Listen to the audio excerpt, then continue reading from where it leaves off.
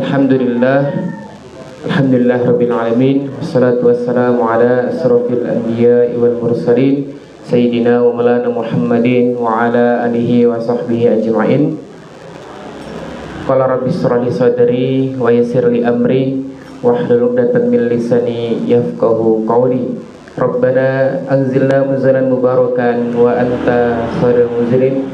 Radina billahi rabba wa bil islami dina wa bi Muhammadin nabiyya wa rasula. Rabbi zidni ilma warzuqni fahma. Qala Allah Ta'ala fil Qur'anil Karim, a'udzu billahi minasyaitonir rajim. Ya ayyuhalladzina amanu taqullaha haqqa tuqatih wa la tamutunna illa wa antum muslimun. Amma ba'du. Alhamdulillah, rekan-rekan sekalian, bersyukur kepada Allah Subhanahu wa taala di mana Allah masih memberikan kita nikmat kesehatan dan Allah masih memberikan kita nikmat kesempatan. Betapa banyak di luar sana anak-anak muda yang dia diberikan nikmat kesehatan tapi tidak diberikan nikmat kesempatan untuk bagaimana hadir bermajelis ilmu pada sore hari ini. Betul teman-teman semua? Dan juga yang wajib kita syukuri adalah nikmat waktu luang yang Allah berikan kepada kita atau nikmat kesempatan. Karena bisa jadi ada yang diberikan nikmat kesehatan tapi tidak diberikan nikmat waktu luang seperti teman-teman pada saat sore hari ini.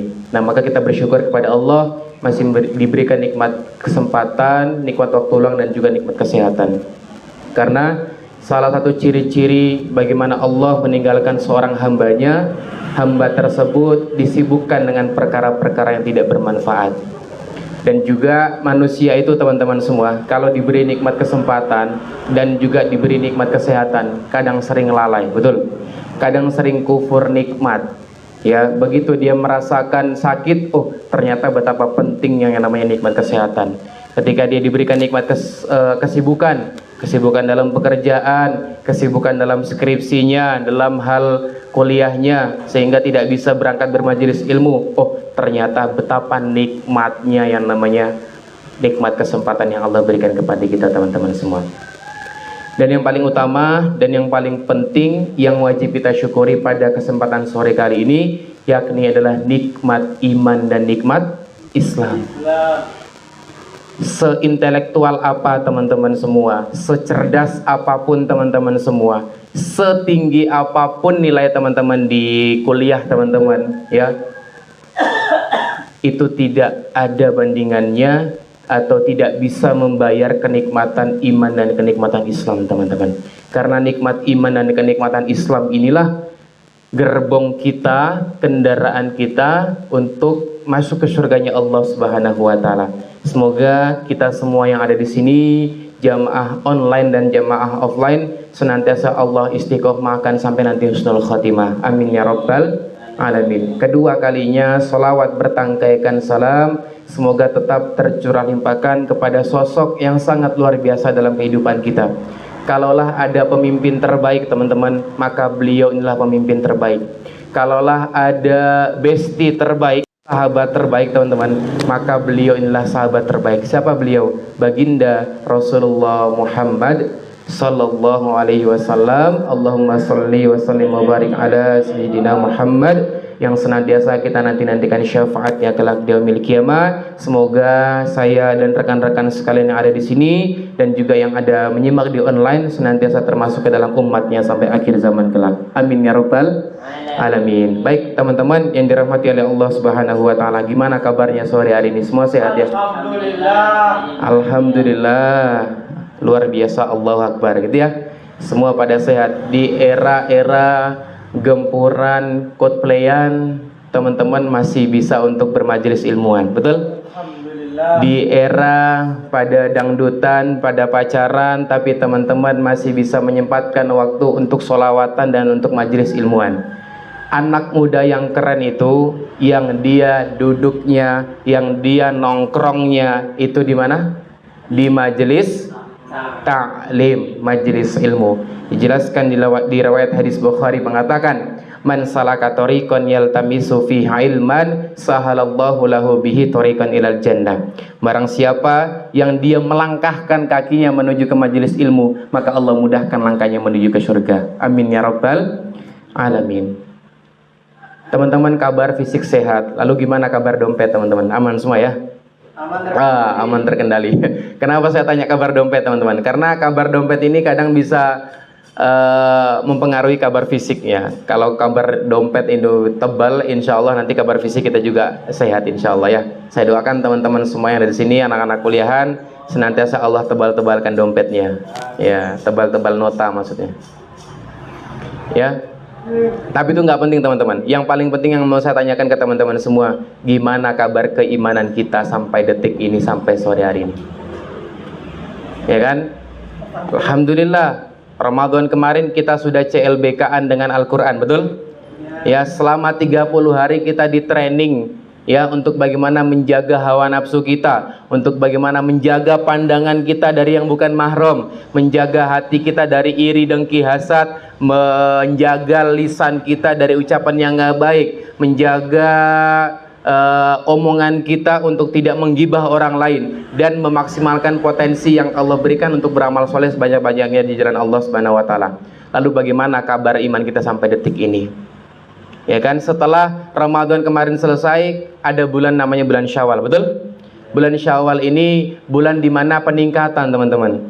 Jangan sampai di bulan Syawal, malah amal soleh kita malah kendor. Malah amal soleh kita malah hilang satu persatu, mereteli kalau bahasa Jawanya. Nah maka, ayo teman-teman semua, kita pelan-pelan kembali coba meramadankan bulan-bulan di luar bulan Ramadan. Dengan cara apa? Yaitu memaksimalkan potensi yang diberikan kepada Allah, dan juga bagaimana kita memaksakan diri kita untuk terus bergerak dan bergerak. Karena salah satu syaitan menggoda seorang manusia, yakni adalah dengan yang namanya menunda-nunda kebaikan. Syaitan itu tidak menggoda manusia untuk tidak berbuat kebaikan, tapi syaitan menunda manusia untuk tidak berbuat kebaikan atau menunda-nunda kebaikan. Dulu waktu Ramadan, ketika mendengar azan, alhamdulillah azan dinanti-nanti, betul? Setelah Ramadan lepas, azan maghrib, azan 5 waktu, bukan dinanti-nanti, tapi nanti-nanti. Coba respon kita gimana ketika mendengar azan? Ketika Ramadan kemarin, Allahu Akbar, Allahu Akbar, alhamdulillah azan dinanti-nanti, betul? Tapi di luar Ramadan, Allahu Akbar, Allahu Akbar, loh kok udah azan? Wih, udah mau sholat aja nih. Nah, gimana respon kita? Padahal dijelaskan di Quran surah Al-Baqarah 183 bahwasanya kita tuh berpuasa agar menjadikan diri kita menjadi orang-orang yang bertakwa, la'allakum tattaqun. Menjadi orang-orang yang bertakwa, teman-teman. Nah, lalu definisi takwa itu apa? Nah, saya mengutip kalimat dari Umar bin Abdul Aziz. Beliau berkata seperti ini, teman-teman. Orang bertakwa itu bukan dilihat dari bagaimana puasa di siang harinya. Orang bertakwa itu bukan dilihat dari bagaimana sholat malamnya, kata beliau. Tapi kata Umar bin Abdul Aziz, ketakwaan seseorang itu dilihat dari bagaimana semaksimal mungkin dirinya menjalankan perintah-perintah Allah, dan semaksimal mungkin dia menjauhi segala larangan-larangan Allah Subhanahu wa Ta'ala. Maka sekali lagi saya katakan, anak muda yang keren itu yang dia bertakwa kepada Allah Subhanahu wa Ta'ala.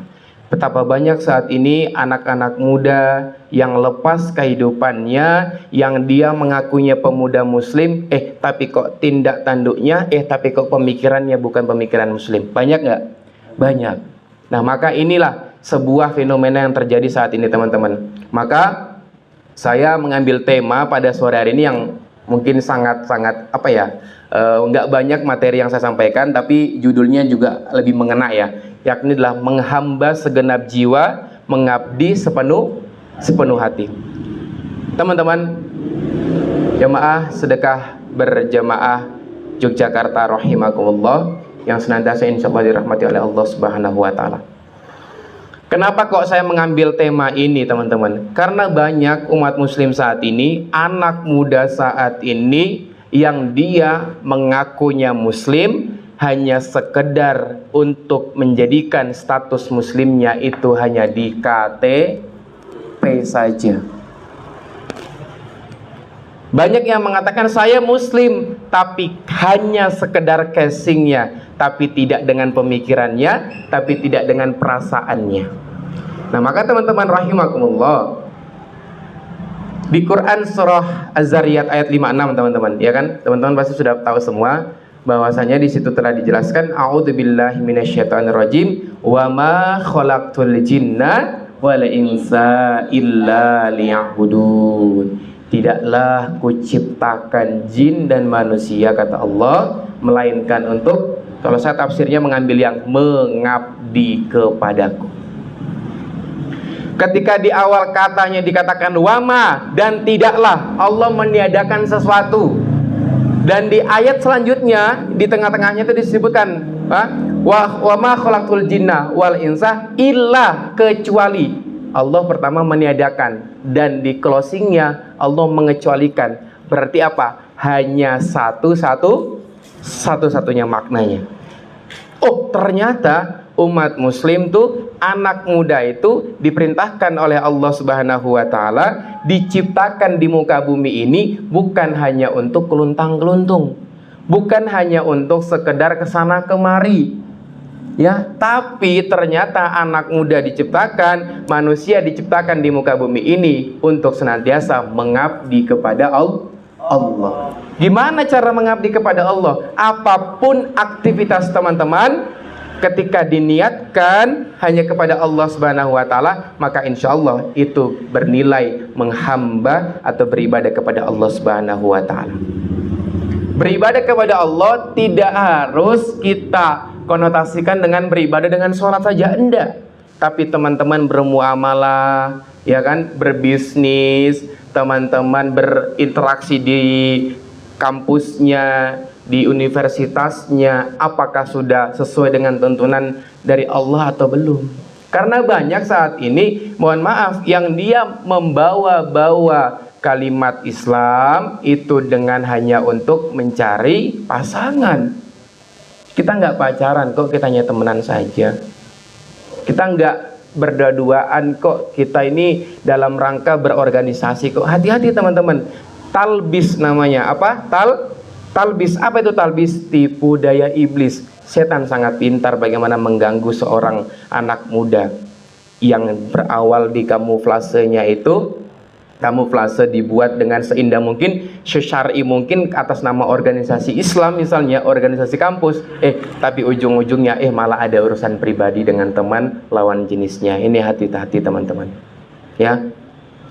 Anak muda yang soleh belum menjadi jaminan teman-teman. Sudah pakai peci, sudah pakai sarung, sudah pakai koko, belum jaminan kita terhindar dari godaan syaitan teman-teman semua. Nah, maka kita kembali lagi ke laptop teman-teman, bahwasanya banyak saat ini umat muslim yang hanya sekedar menjadikan agama itu hanya untuk kebutuhan dia beribadah secara ritual saja. Pernah nggak teman-teman mendengarkan kalimat seperti ini? Mas, kalau bahas Islam itu di masjid saja, di kampus nggak usah. Mas, kalau bahas agama itu di majelis ilmu saja, nggak usah di perkumpulan-perkumpulan seperti ini.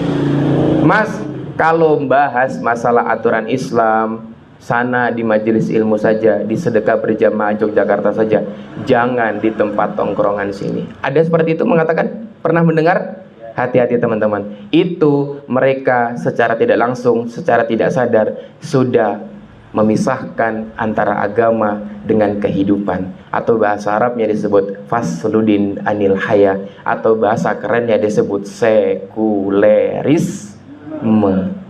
Hati-hati teman-teman. Banyak saat ini yang casingnya muslim tapi pemikirannya sekuleris. Karena bangkitnya seorang manusia, bangkitnya seorang anak muda itu bukan dari intelektualnya, bukan dari kecerdasannya, tapi dari pemikirannya. Banyak saat ini anak muda yang pemikirannya, yang dia ngakunya Islam tapi pemikirannya pemikiran liberal, pemikirannya pemikiran orang-orang barat. Nah, ini belum menjadi hamba sebenar-benar hamba dan belum mengabdi sepenuh hatinya. Nah, maka teman-teman yang dirahmati oleh Allah Subhanahu wa taala, dalam diri manusia itu teman-teman ada dua aspek yang perlu tercapaikan. Yang pertama adalah pola pikir dan pola sikap. Apa? Pola pikir dan pola sikap. Dua elemen penting ini, dua nilai ini harus ada di dalam diri manusia, di dalam diri anak muda. Kenapa saya bilang seperti itu? Ya tadi saya bilang seperti itu. Karena apa? Mohon maaf, di era-era digitalisasi seperti ini, di era-era modernisasi seperti ini, betapa banyak informasi-informasi yang bertebaran, itu pemahamannya bukan pemahaman Islam. Betul? Sehingga apa? Anak muda standar perbuatannya, standar perilakunya, perasaannya bukan standar Islam atau bukan standar aturan Islam, tapi apa? Asas manfaat. Saya pacaran ngambil manfaatnya apa? Biar semangat dalam kuliah. Tuh. Secara nggak langsung itu pemikiran-pemikiran sekulerisme, teman-teman. Nah, maka teman-teman dirahmati oleh Allah Subhanahu wa taala, ketika kita sudah mengaku menjadi Abdullah, menjadi hamba Allah, sepenuh hati, sepenuh jiwa kita mengabdi kepada Allah Subhanahu wa taala, maka apapun yang kita laksanakan, standarisasinya adalah menggapai ridho dari Allah Subhanahu wa taala. Berhentilah teman-teman membicarakan tentang apa yang teman-teman sukai dan apa yang teman-teman tidak sukai. Tapi cobalah sedikit ngobrol tentang apa yang Allah sukai dan apa yang Allah tidak sukai.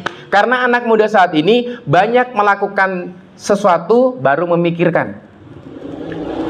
Saya sering berinteraksi dengan anak-anak muda, saya tanya, "Mas, kenapa kamu pacaran?" "Ya kenapa? Ya nggak apa-apa, terserah saya. Oh, saya sayang sama dia." Tapi ternyata teman-teman, banyak anak muda saat ini yang dia melakukan sesuatu itu tanpa melalui proses berpikir. Jadi hanya standar perasaan. Teman-teman perhatikan kalimat saya. Perasaan itu bukan menjadi standar sebuah kebenaran. Coba tanya sama wanita, "Kenapa kamu suka warna merah?" "Ya suka saja." "Kenapa suka?" Pokoknya suka." Apa itu standar perasaannya? Selalu ada kata pokoknya dan pokoknya. Sama seorang pria, "Kenapa kamu suka sama si dia, si wanita tersebut?" "Pokoknya saya suka sama dia. Tapi dia begini-begini." "Pokoknya saya suka." Masih pakai perasaan. Padahal dia tahu wanita tersebut buruk buat dirinya. Nah, maka aspek yang pertama adalah pola pikir. Nah, pola pikir inilah yang nanti akan menentukan aktivitas kita, teman-teman. Nah, mungkin teman-teman sudah mendapatkan materi seperti ini ya. Bahwasanya anak muda yang keren itu dia berpikir 3 hal dalam kehidupannya. Ada berapa? 3 hal. Kalau bahasa Arabnya disebut dengan uqdatul kubro. Uqdatul itu ikatan, kubro itu besar. Ada simpul besar yang harus kita pecahkan dalam kehidupan kita, yakni 3 hal ini. Yang pertama, dari mana teman-teman berasal? Yang kedua, mau ngapain sih hidup di dunia ini? Dan yang ketiga, akan kemana setelah kehidupan ini? Kalaulah manusia berpikir dia dari mana, mau ngapain, dan akan kemana, insya Allah semua aktivitasnya dia niatkan lillahi ta'ala, karena dia tahu saya akan hidup dan saya akan mati di dunia ini. Inna sholati wa nusuki wa mahyaya wa mamati lillahi rabbil alamin. Semua rabbil alamin.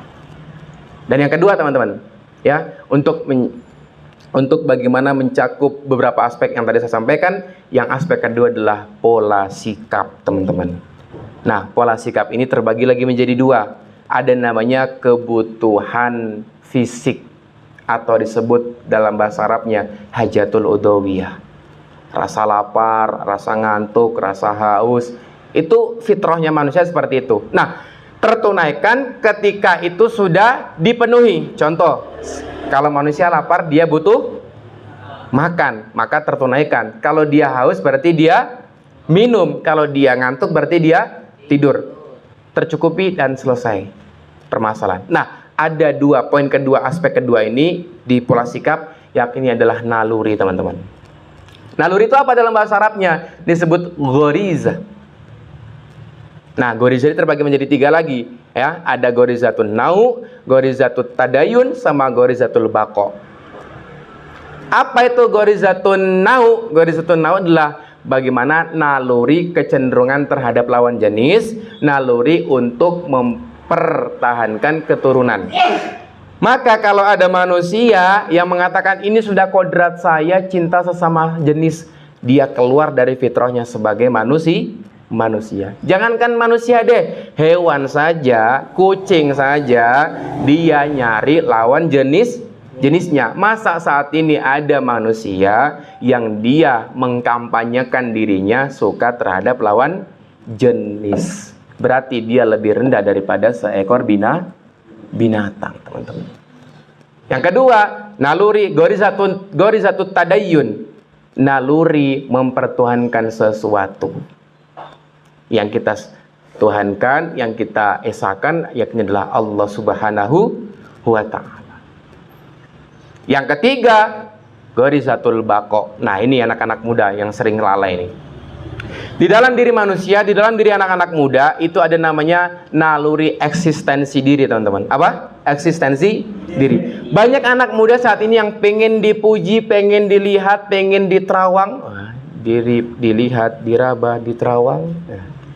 Pengen dilihat kejagoannya, pengen dilihat kepintarannya. Tapi apa? Tidak didasarkan nalurinya dengan dasar Islam. Sehingga apa? Anak muda saat ini mudah lepas dan banyak sering terjadi, mohon maaf, pelaku-pelaku kemaksiatan, pelaku-pelaku kejahatan banyak dari kelompok-kelompok anakmu muda.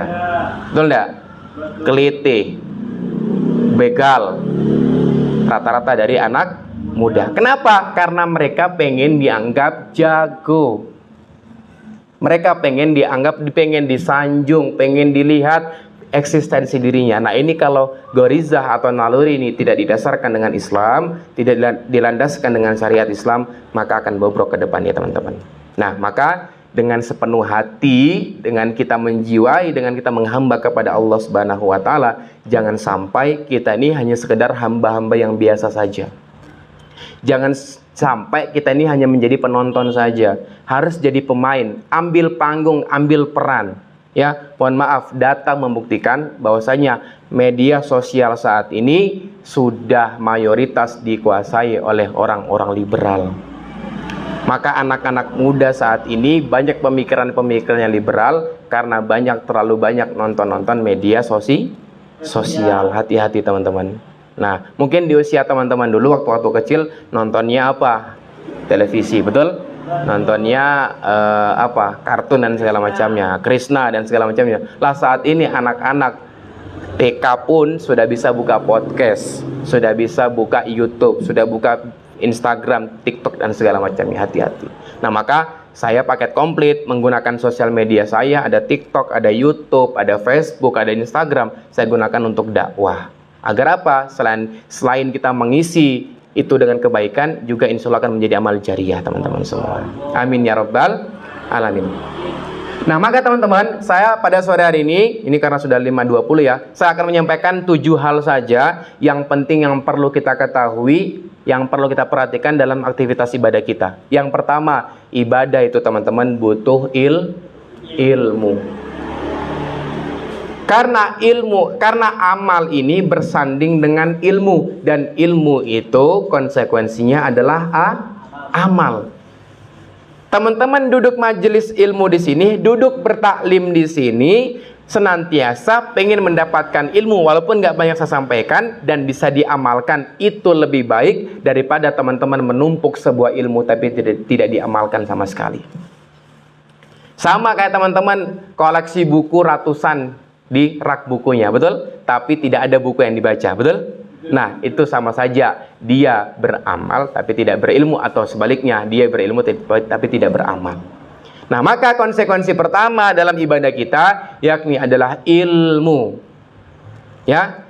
Apapun ilmu itu, termasuk dalam ilmu agama, teman-teman semua. Karena tadi saya bilang ilmu agama inilah menjadi pondasi awal, teman-teman. Nah, maka fase kita belajar agama itu, teman-teman, berawal dari belajar akidahnya. Teman-teman, kalau bangun rumah, yang dibangun terlebih dahulu apanya? Pondasinya kan? Iya, maka pondasi di dalam agama kita, pondasi dalam Islam yakni adalah akidah. Nah, akidah inilah yang melahirkan keimanan. Akidah melahirkan keimanan, percaya kepada Allah, dan keimanan kita nggak boleh taklid dia. Apa itu taklid dia? Hanya sekedar ikut-ikutan. Saya pernah bertanya kepada mahasiswa, Mas, kenapa kamu berislam? Apa jawabannya? Oh, karena bapak saya Islam. Pertanyaannya saya ganti, kalau misalnya bapakmu non-Islam, kamu apakah berislam? Oh iya, mikir juga. Nah, kita teman-teman, agar semakin kuat, semakin kokoh landasannya, maka beriman itu dengan secara apa? Akliyah. Dengan proses berpikir. Kenapa saya percaya Allah? Kenapa saya percaya Al-Quran? Sehingga apa? Pondasi kita itu tidak hanya sekedar menumpuk batu-batu saja, tapi ditambah dengan semen sehingga menjadi kokoh untuk kedepannya. Nah, betapa banyak saat ini orang yang katanya sudah hijrah, ya, karena saat ini kan lagi rame-ramenya perselingkuhan ya, mohon maaf ya, lagi rame-ramenya hijrah-hijrah seperti itu kan ya. Tapi ternyata hijrahnya hanya sekedar apa? Hijrah-hijrahan. Pondasi akidahnya nggak kuat, sehingga apa? Ketika ada cewek cantik yang lirik, akhirnya kembali lagi ke tempat semula. Mohon maaf. Nah, maka anak muda yang keren itu, dia berimannya secara akliyah, dengan berpikir. Selanjutnya apa yang dipelajari dalam ilmu agama? Setelah kita bangun pondasi, maka kita bangunlah bangunannya. Apa itu bangunannya? Syariat. Ini boleh, ini nggak boleh, ini halal, ini haram. Itu ada di materi syariat. Itu bangunan Islamnya. Terus apakah sudah cukup teman-teman? Dengan pondasi, dengan bangunannya, sudah cukup belum? Belum, maka butuh dengan namanya atap. Nah, atap ini dalam agama disebut dengan dakwah. Dakwah menyampaikan, ya kan? Teman-teman, di dalam Islam itu hanya ada dua dakwah, konsep dakwah. Yang pertama, mengajak orang yang belum Islam untuk masuk ke dalam Islam. Dan yang kedua, mengajak orang yang sudah Islam untuk menerapkan aturan-aturan Islam. Mohon maaf, betapa banyak saat ini orang yang berdakwah hahaha hihihi, begitu pulang ditanya apa materinya, nggak tahu. Yang penting ustadznya gayang, betul? Gimana saat ini anak muda mau bangkit? Gimana saat ini umat mau bangkit? Gimana jamaah saat ini mau bangkit? Kalau berdakwanya hanya sekedar rutinitas saja, tidak merubah. Padahal dakwah itu dia rubah dan merubah, dia gerak menggerakkan, dan juga faham dan memahamkan. Inilah yang disebut dengan dakwah, teman-teman. Ya kan? Maka teman-teman, ya, ada beberapa taraf orang berislam. Ada yang taraf pertama itu disebut muqallid am. Muqallid am itu dia orang yang ngikut, kalau dalam bahasa kerennya disebut derek yai. Misalnya begini, kiainya bilang, sholat maghrib 3 rakaat misalnya. Kenapa seperti itu? Pokoknya derek yai. Nah, itu muqallid am. Tapi yang taraf kedua umat muslim yakni adalah muqallid muttabi. Apa itu muttabi? Yang dia tahu, oh ini dalilnya, oh ini hadisnya, ini ayatnya. Nah, anak muda, anak kampus, anak kuliah, anak universitas seharusnya berislam juga itu menjadi muqallid muttabi. Harus tahu landasannya. Kenapa saya melakukan hal seperti ini? Oh, ternyata ada dalilnya, ada hadisnya, ada ininya, ada ininya. Nah, yang tingkat paling tertinggi adalah mujtahid, yang dia bisa berijtihad hukum-hukum tersebut.